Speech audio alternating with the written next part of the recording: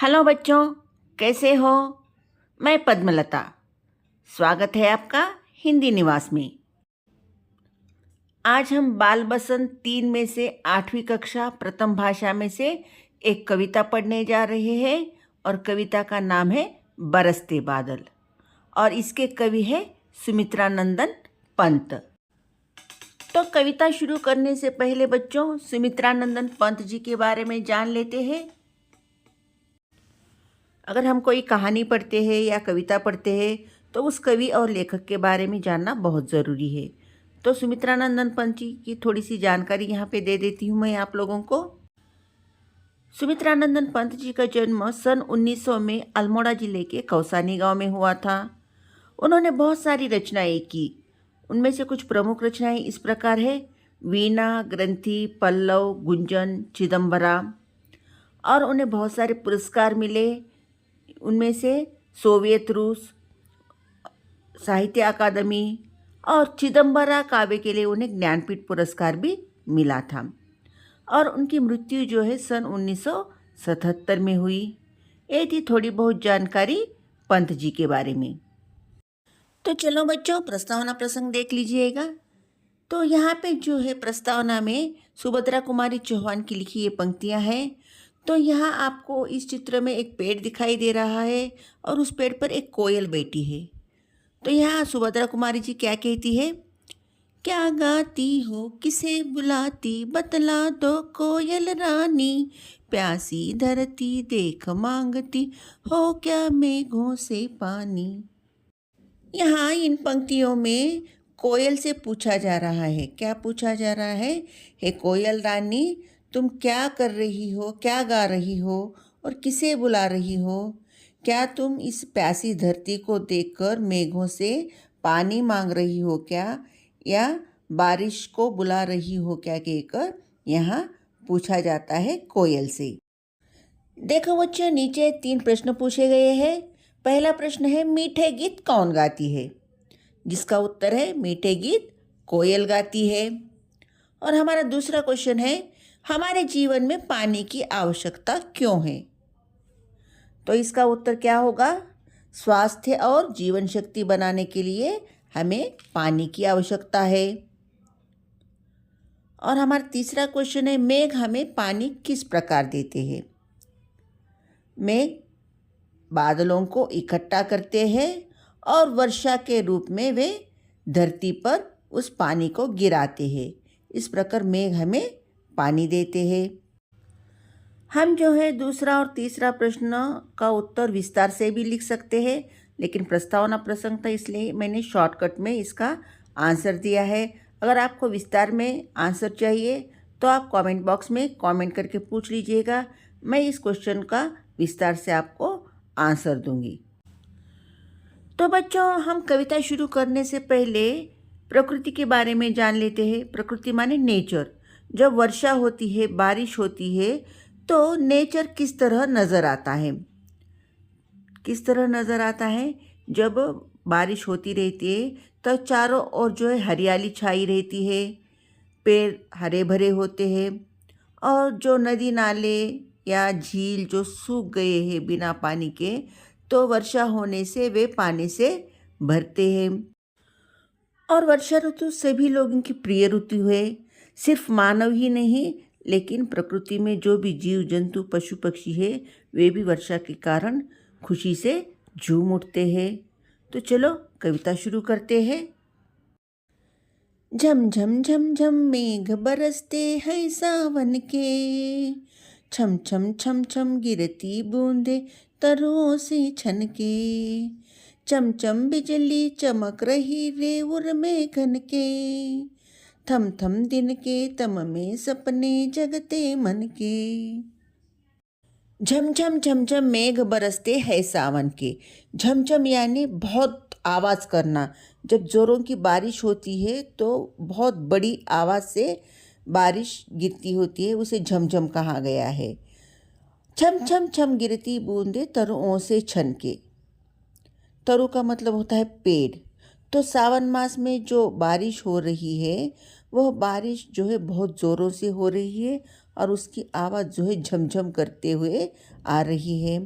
और बारिश जब गिरती है तो पेड़ों से होते हुए नीचे गिर रही है।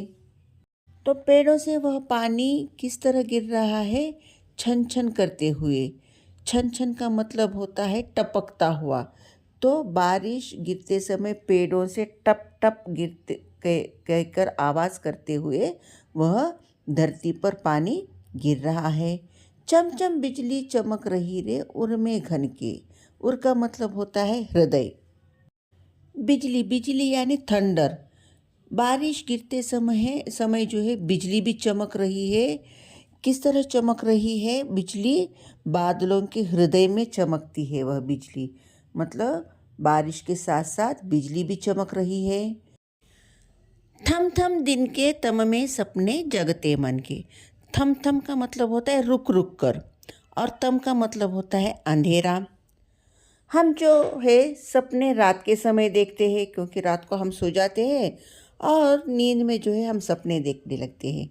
लेकिन यहाँ बारिश होने के कारण जो है चारों तरफ जो है अंधेरा छा गया है, और दिन भी जो है रात लगने लगती है, और लोग जो है उस दिन के अंधेरे में ही सोकर सपने देखने लगे हैं।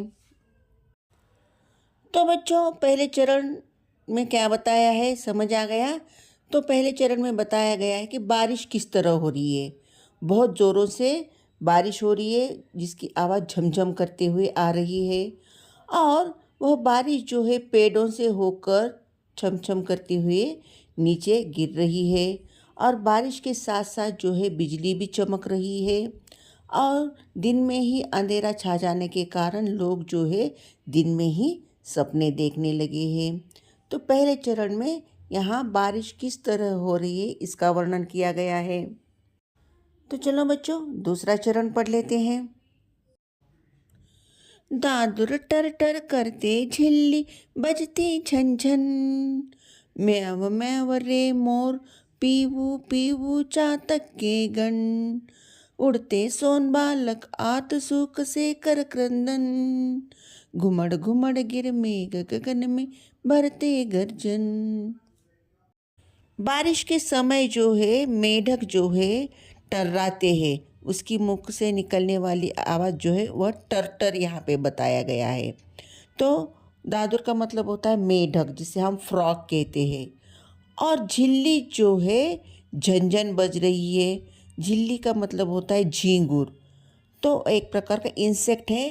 तो बारिश के समय जो है यह आपको गांव में यह नज़ारा देखने को मिलता है। जब बारिश होती है तो गांव में जो है मेढक जो है टर्राते हैं, झिल्ली जो है झी झी करते हुए आवाज़ करती है।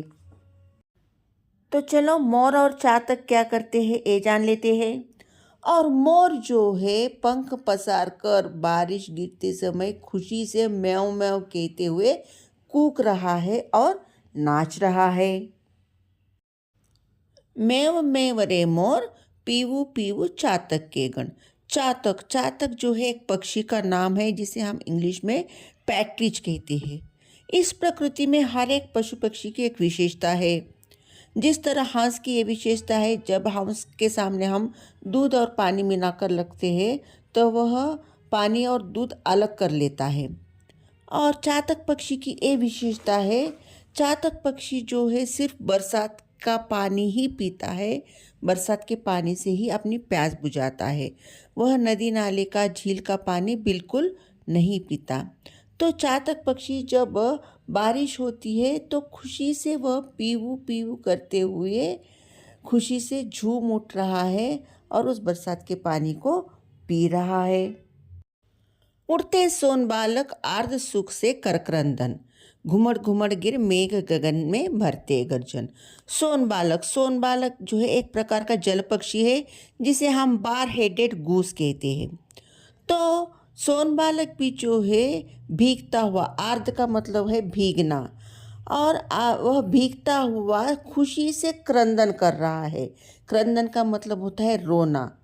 तो जब हम जो है खुशी से भी रोते हैं, हमारे आँखों से आंसू आ जाते हैं, और दुख में भी हमारे आँखों से आंसू आ जाते हैं। लेकिन यहाँ सोन बालक जो है खुशी से रो रहा है। और सोन बालक क्यों खुश है यहाँ पे? बारिश के कारण। बारिश गिरती हुई देखकर सोन बालक भी बहुत खुश है। और नेक्स्ट लाइन देखिए, घुमड़ घुमड़ गिर मेघ गगन में भरते गर्जन। घुमड़ घुमड़ का मतलब है पूरी तरह से छाया हुआ।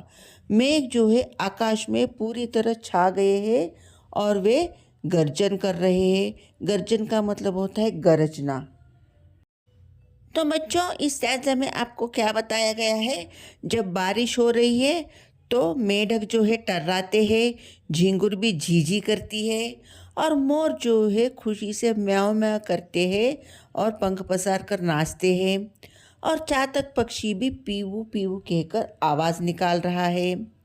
और सोन बालक जो एक जल पक्षी है वह भी जो है भीगता हुआ खुशी से क्रंदन कर रहा है। पूरे आसमान में, पूरे आकाश में जो है मेघ छा गए हैं और वे गरज रहे हैं। तो ये हमें दूसरे चरण में बताया गया है। तो तीसरा चरण भी देख लेते हैं। पकड़वार की धार झूलता है मेरा मन, आओ रे सब मुझे घेर कर गाओ सावन। इंद्रधनुष के झूले में झूले मिल सब जन, फिर आई जीवन में सावन मन भावन। पकड़, पकड़ का मतलब होता है टू होल्ड और वारी का मतलब होता है पानी, जिसे हम वाटर कहते हैं। और पानी का पर्याय शब्द आप वारी और जल भी लिख सकते हो। धार, धार का मतलब होता है प्रवाह, जिसे हम फ्लो कहते हैं। और झूलना मतलब टू स्विंग और घेरना मतलब टू सराउंड और झूला मतलब स्विंग। और मन भावन, मन भावन का मतलब होता है फेवरेट, मन को भाने वाला। पानी की धारा जब ज़मीन पर गिरती है तो उसे देखकर कवि का मन जो है झूलने लगता है। मतलब कवि जो है बहुत खुश होते हैं और सबको बुलाकर कहते हैं कि आप सभी लोग भी मेरे साथ आइए और मुझे घेर कर सावन के गीत गाइए। और हमारी इच्छा है कि इंद्रधनुष के झूले में हम सब झूले। और ऐसा मन को भाने वाला, ऐसा मन को खुश करने वाला सावन जो है मेरे जीवन में बार बार आए कहकर कवि इच्छा रखते हैं। तो बच्चों, आपको कविता एंड करने से पहले एक इम्पॉर्टेंट बात बताना चाहती हूँ। यहाँ पे जो है वर्षा, वर्षा और वर्ष, इसमें फ़र्क है। वर्ष, वर्ष यानी ईयर, और वर्षा, वर्षा यानी रेन, बारिश। तो आप लिखने की गड़बड़ी में अगर वर्षा के बदले वर्ष लिखोगे तो पूरा मीनिंग चेंज हो जाएगा, आंसर गलत हो जाएगा। तो इस बात को ज़रूर ध्यान रखिएगा। तो ये थी हमारी छोटी सी कविता प्रकृति के बारे में जो सुमित्रानंदन पंत जी ने लिखी थी। आशा करती हूँ कि आपको यह ज़रूर पसंद आई होगी। तो यहाँ पे बारिश के समय किस तरह प्रकृति में बदलाव आता है, इसका सुंदर वर्णन यहाँ पंत जी ने किया है। अगर आपको यह कविता अच्छी लगी है तो लाइक ज़रूर कीजिएगा और अपने दोस्तों से भी सब्सक्राइब करवाइए और शेयर करिए। तो फिर नए पाठ के साथ मिलते हैं, तब तक के लिए धन्यवाद।